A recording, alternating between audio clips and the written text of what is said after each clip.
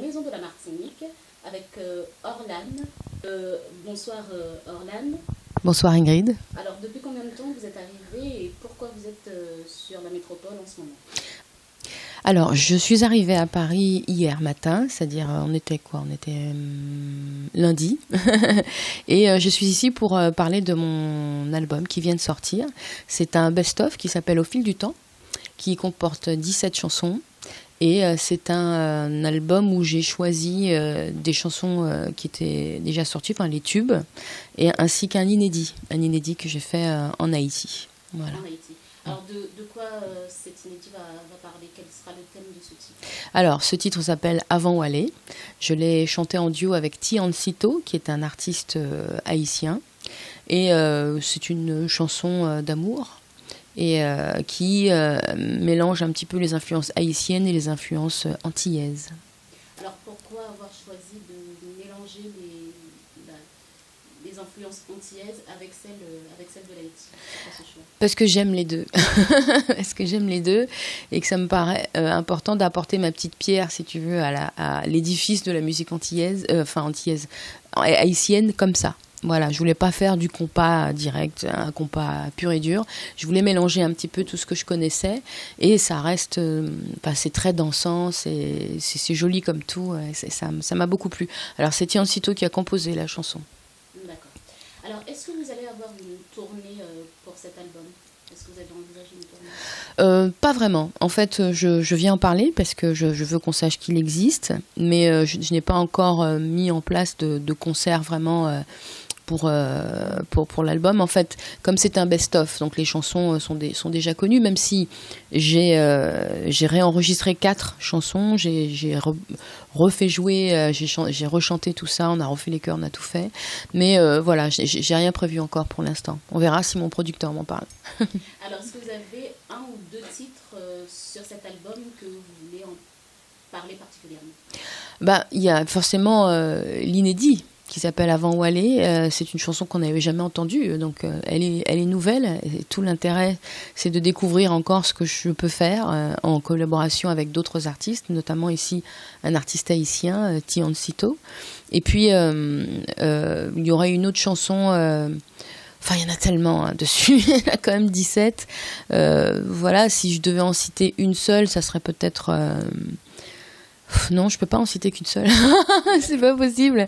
Mais voilà, on a refait Voilà pourquoi, J'ai un secret, Maman. Bon, et on peut trouver aussi Chocolat. Enfin, j'en passe des meilleurs, Trêve de bavardage, Sans défaut et compagnie, quoi. Voilà.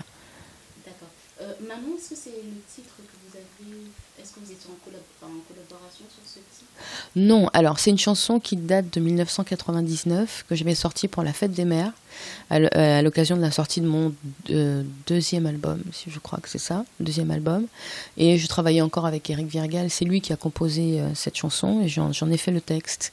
Et c'est une chanson qui a beaucoup marché parce que bon, toutes les mamans se sont reconnues dans le texte de cette chanson et je la chante jusqu'ici pour la Fête des Mères. Elle est en sortie en 99, donc elle a un petit âge. Alors, qu'est-ce que vous souhaitez passer dans vos textes? Parce que vous venez de dire que vous écrivez seul, c'est pas courant dans le métier.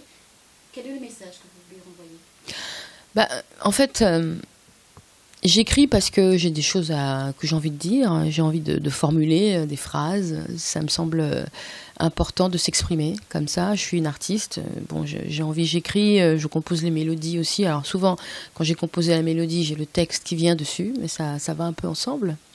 Et puis, bon, je pense pas que ce soit si rare dans ce métier. Je connais pas mal de mes collègues qui écrivent leurs textes elles-mêmes. De quoi on parle? On parle de nous-mêmes le plus souvent, moi je crois. Et puis on parle des autres, les expériences qui nous traversent, les expériences aussi qu'on entend, dont on est témoin un petit peu. On parle de l'amour qu'on a aussi pour notre pays parfois. Voilà, et je crois que c'est très attaché à ce que nous on vit. Beaucoup, quoi. Je regarde un peu les textes des chansons que j'ai faites. Bon, ça parle énormément d'amour, mais quand je parle de la Réunion, par exemple, je parle à la Réunion. Je lui dis combien je l'aime malgré le fait que je suis partie, que je suis pas restée. Voilà, mais comment elle est toujours dans mon cœur, ça me paraît important, ça. Alors justement, on va rebondir là-dessus. Pourquoi être partie de la Réunion et quel message vous aurez envie de leur dire aujourd'hui? Alors, je suis partie physiquement de la Réunion, mais la Réunion est avec moi partout où je vais. Et c'est un aspect qui peut être difficile à comprendre pour les Réunionnais, mais par contre, je n'oublie pas que je suis réunionnaise. Je le suis. D'ailleurs, mon fils, il est à moitié réunionnais, à moitié martiniquais. Et on se parle créole réunionnais à la maison. On écoute de la musique réunionnaise parce que c'est nous, c'est nos racines, et puis qu'il ne faut pas les oublier. On va à la Réunion une fois par an, au moins. Au niveau budget, je peux vous dire que ça représente quelque chose. Mais voilà, c'est pas grave. Je veux qu'il ait conscience de ses racines réunionnaises. Je veux qu'il ait conscience de cette société réunionnaise qu'il a, qui vit et qui est très forte aussi. Et d'ailleurs, il adore la Réunion comme il adore la Martinique. Voilà. Mais pour lui, pour moi, je pense que c'est une richesse d'appartenir aux deux et d'avoir conscience des deux. Et moi, je suis partie de la Réunion quand j'avais 18 ans, après le bac. Ça me paraissait évident que j'allais partir voir le monde. J'étais curieuse du monde. Je disais toujours à ma mère, tu auras un gendre australien ou je ne sais quel pays. Voilà. Voilà, parce que moi je veux partir, je veux aller voir ailleurs ce qui se passe. Alors quand on est né dans une île, parfois on est un peu gêné par l'aspect limité par la mer. Aujourd'hui, je recherche cet aspect-là, c'est différent. Mais quand j'étais jeune, j'avais envie de voir autre chose. Et j'ai fait une brève incursion de 6 ans à Orléans. Et là, j'ai vite compris que c'était pas la peine. De l'hiver et compagnie, que c'était vraiment pas mon truc. Et voilà, je suis repartie un peu plus loin, par contre. J'ai traversé l'océan Atlantique pour arriver en Martinique. Je devais d'abord arriver en Guadeloupe, normalement, mais ça a été la Martinique. Et je regrette rien du tout parce que ça me ressemble, je me sens en famille là, comme quand je vais en Guadeloupe. D'ailleurs, je vais très très souvent en Guadeloupe. D'ailleurs, je reprends l'avion jeudi pour aller en Guadeloupe. Donc voilà, je me sens bien. C'est un peu le rapport qu'il y a entre quand on est d'une famille, on choisit pas sa famille, on l'aime de façon inconditionnelle. Et les amis, les vrais amis, les purs amis, on les choisit. Et ils sont aussi importants que la famille. La Martinique et la Guadeloupe, c'est ça en fait. Que les Antillais peuvent avoir entre eux. Entre eux? C'est plus simple. Ah, d'accord. Alors, les Antillais entre eux. Je trouve qu'il y a quand même... Alors, comment dire? C'est assez miraculeux comment ça marche, quoi. C'est-à-dire, ça marche. En Guadeloupe et en Martinique, les gens vivent ensemble. Ils s'acceptent. Ils ont un sens de l'autocritique qui est quand même très fort. Et alors, c'est très mélangé à aussi une fierté d'être ce qu'ils sont, ce que je trouve très sain, très bon. Mais en même temps, ils ont l'autocritique, quoi. Ouais, parce qu'alors, ils critiquent beaucoup leur façon de fonctionner, d'être, mais surtout en critiquant l'autre, le voisin. Et voilà, enfin, moi, j'ai beaucoup vu ça. Mais ça fonctionne quand même. Les gens vivent ensemble. Ils arrivent quand même à se respecter, à faire fonctionner la société. Et c'est assez miraculeux vu l'histoire que c'est. Enfin, je veux dire, nous, dans les départements, on a vécu une histoire très, très, très spéciale, quoi. Quand on sort du colonialisme, de l'esclavage, ensuite être départementalisé. Voilà, moi, j'ai toujours eu peur qu'on ne sache pas vraiment qui on est. Voilà, à quel ensemble originel on appartient vraiment, quoi. Mais bon, ça marche quand même si de temps en temps on sent un peu que c'est dur, quoi, et qu'on se pose des questions quand même. Mais c'est pareil à La Réunion, hein, c'est pareil qu'aux Antilles. Et finalement, dans l'ensemble, je trouve que bon, voilà, on arrive à avancer malgré tout. Et je crois que ce sont des gens qui savent vivre ensemble. Et d'ailleurs, ils ont encore, les Antillais, ces qualités qu'on recherche ailleurs, dans d'autres sociétés plus grandes, plus modernes, plus évoluées, soi-disant. Voilà. Ici, on a des gens d'un certain âge qui meurent pendant la canicule que personne ne réclame. C'est une chose qui est inimaginable aux Antilles, encore aujourd'hui, heureusement. Parce que, voilà, on a ça encore. Et je veux dire, quand je vois des chantés Noël, voilà, quand on tue le cochon ensemble, qu'on fait le boudin, tout ça, je trouve que c'est vraiment... ça fédère les gens. Et ils sont toujours très, très, très, très... très très rassemblés autour de ces traditions-là. Je trouve ça très important. Quand on mange le crabe à Pâques, etc., c'est très très important de rassembler et de toujours favoriser le vivre ensemble antillais, quoi. Et il est vraiment là. Il est vraiment là. Et j'ai vécu encore un Noël dernièrement en Martinique.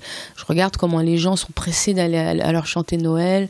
Ils chantent ensemble, ils sont contents, même s'il y a des choses qui vont pas, même s'il y a des dissensions, mais quand même, dans ces moments-là, ils se retrouvent. Est-ce que vous ne pensez pas que c'est un peuple qui est vraiment fort et qui renaît de ses cendres? Je sais pas s'il renaît de ses cendres. Non, en fait, c'est pas l'impression que j'ai. Je pense que c'est un peuple qui a bien sûr des forces et des faiblesses. Il y a des faiblesses, il y a des déséquilibres, il y a des choses inexplicables ou parfaitement explicables qu'on ne veut pas non plus dire.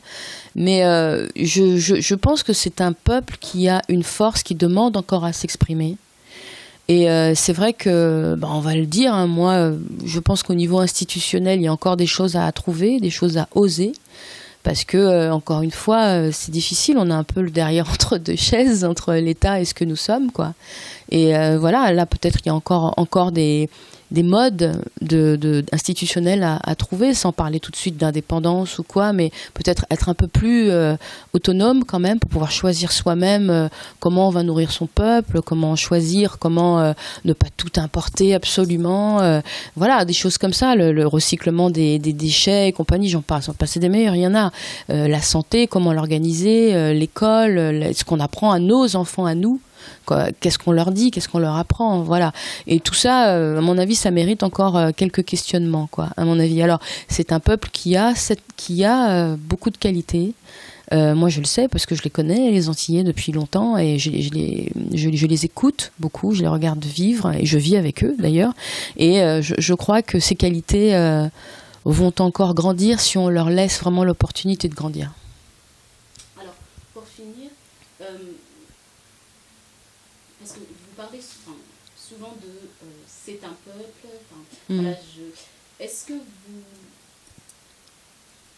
ne trouvez pas un lien entre quand même comment vous voyez la relation entre la Réunion et les Antilles?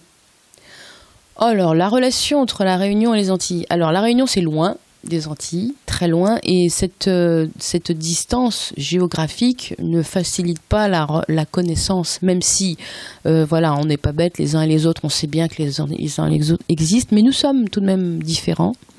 De même qu'il y a des différences entre les Guadeloupéens et les Martiniquais, il y a des différences entre les Réunionnais et les Guadeloupéens et les Martiniquais. D'ailleurs, moi, j'ai un peu de mal à dire les Antillais en général, parce que je suis pas sûre que ça fasse plaisir à un Guadeloupéen qu'on le confonde avec un Martiniquais, même s'il n'a rien contre la Martinique, mais il est Guadeloupéen. Voilà, c'est tout. Hein. Donc il faut dire ce qu'il est. Et c'est pareil pour le Martiniquais.